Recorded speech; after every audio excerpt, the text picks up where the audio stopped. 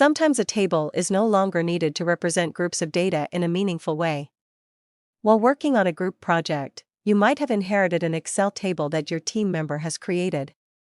You like the style formatting that was applied to the table, but just need a range that can still be sorted and filtered. You can convert a table back to a range of data while retaining the table style without the table functionality. To convert a table to a range of data, select any cell in the table, go to the Table Tools Design ribbon, and go to Tools Group. Then select Convert to Range.